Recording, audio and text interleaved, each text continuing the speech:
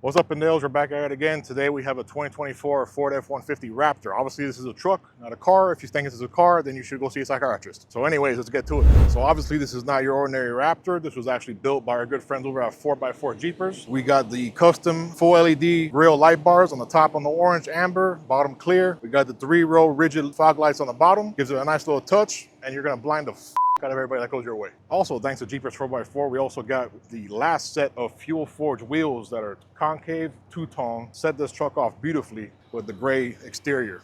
We also got the carbon fiber trims on the mirror and on the fenders. Gives it a nice little contrast in color. Goes with the black very well. You got your tinted front windshield and 5% limo tints all the way around. Fully adjustable suspension as well from factory. We also paint matched all the trims around the truck, so that way it gives it a nice contrast in color. Not your ordinary truck. Paint match the front and rear bumpers as well. You got your cat back from Borla all blacked out. Looks beautiful. You got your full power lift gate, close and open, which on these and all the F-150 platforms and all the newer trucks, you also want to watch out for these because these get stolen all the fucking time. Obviously, as you guys can see, this is a massive truck. It's not an F-250, but it's still wide enough to get all the attention and get people out the out your way. All right, so if you're lazy like me and it's hot as right now, you have a fully power operated tailgate. There you go. Open and closing. You also have your fully adjustable ladder that comes down like every other F-150 does. So under the hood, you have a 3.5 liter V6 twin turbo engine known as the EcoBoost, which is also a piece of shit. Puts out 450 horsepower and 510 foot-pounds of torque. These are notorious to have a bunch of issues with turbos, water pumps, and a couple other things that just make this not really pleasing for me. So I'll show you in a second why this truck has no balls. No, not really. Because you have no balls.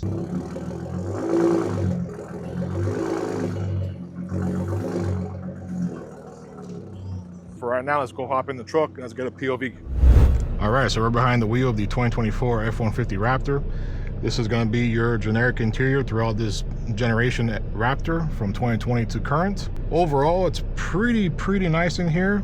Good sound insulation. You have a wonderful Bang & Olufsen sound system, which is probably the best part of this interior. You can also get the same sound system in the Lariats and Platinum editions. You have your full screen right here with your 360 cameras.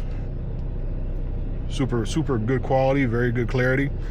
The second most important part of this interior is going to be your cuchacha seats right here. You got your heated and ventilated seats. Power is delivered to this 10-speed automatic transmission, which is a 50-50 in the community. Some people like it, some people don't. I personally have mixed feelings about it, but I've seen some very durable ones, and I've seen some that blow up with 500 miles on them. So that's up to you to decide if you want to take that risk. Just like older F-150s, you also have your full 12-volt outlet, cigarette lighter, typical 120-volt outlet as well.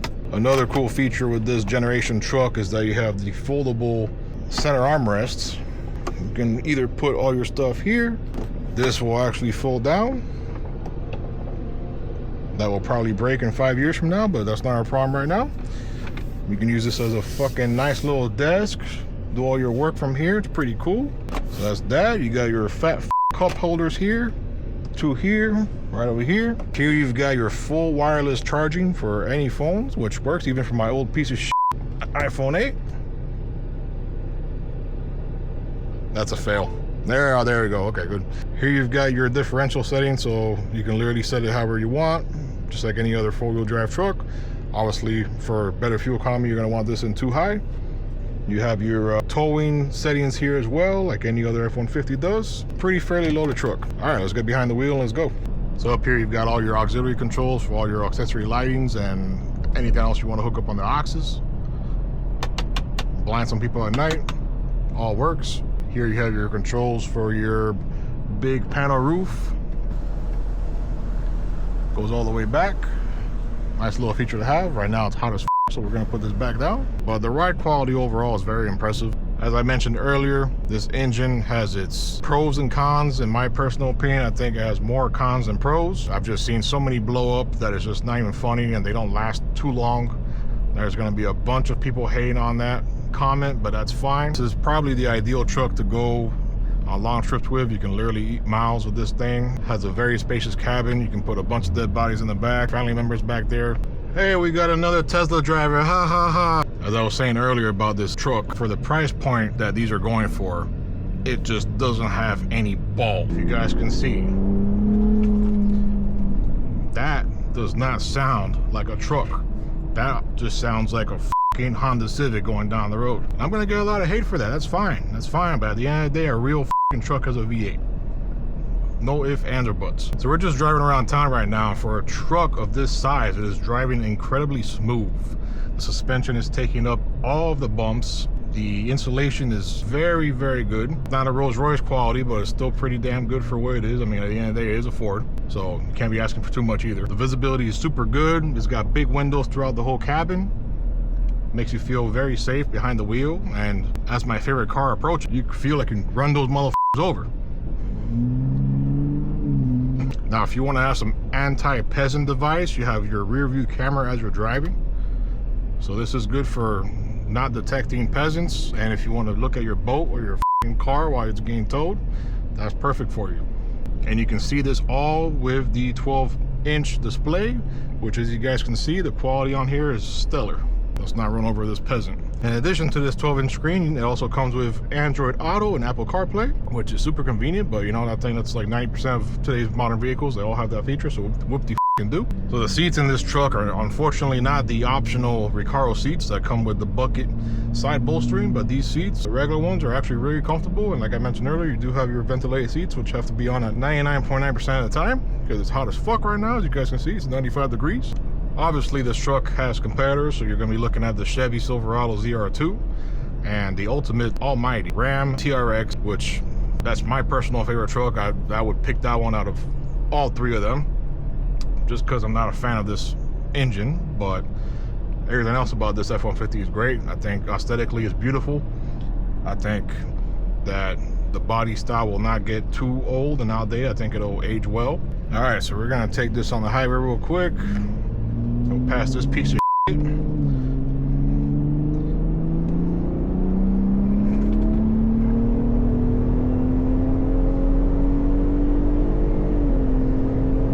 Yeah, 10-speed pulls for sure. Stability is good. We got 4 more gears to go, which is great.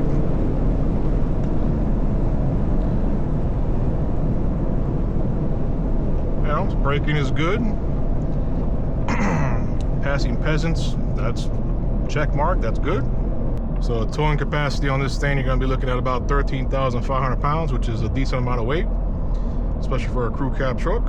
So for the person that's in the market for this truck, as I mentioned, you have the TRX and the ZR2 to pick from. It's going to come down to your personal preference. I mean, for the price that the TRXs are going for right now, they're in the high 60s to still about $100,000, depends on the specs and year of the truck.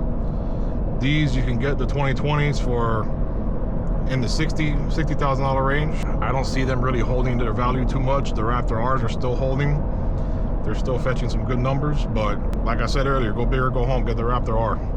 This engine, as you just saw, yes, it does pull. It does pull very well. The gearbox did shift seamlessly. I can't really hate on that right now, even though I was really trying to hate on it, but it is proving me wrong. But I'm still a TRX fan. So as we wrap up this video, the ultimate question is, would I daily drive this truck? And the answer is yes. It's aesthetically pleasing. It's a good looking truck. It rides beautiful. There's a good amount of aftermarket parts out there for it if you want to make it more off-road capable. I mean, this truck for Miami, I think it's overkill. You don't need this, but what's not overkill in Miami? Especially with all the papitos that we have that can't drive for but at the end of the day, my personal preference is going to be the TRX, which we will have a video on that soon, guys, so stay tuned. And the Chevy ZR2, honestly, I would pick this over the Chevy ZR2 just because this has a following. This is the 3rd gen Raptor. The ZR2, yes, it has history as well, but it's not the same emphasis as a Shelby or a TRX. Now, the downside of the TRX compared to the Fords is that those get stolen like that. They're very easy to steal, and they're probably on the top 5 most stolen cars in the country. So that's something to be watching out for. So ultimately, guys, if you're buying a Raptor, you're not here to go on sand dunes. You're here to scare Teslas and Priuses. And the MPG is going to reflect that, because right now, with the way I'm driving, I'm only averaging about 13.6 miles a gallon, which at this point, you're spending $90,000 plus on a truck, so who cares? All right, guys, so that pretty much sums it up for today's video. Since you guys can tell, I'm very much one-sided with the TRX, so we will have a TRX video coming out soon, so stay tuned for that. Other than that, stay safe out there, pendejos.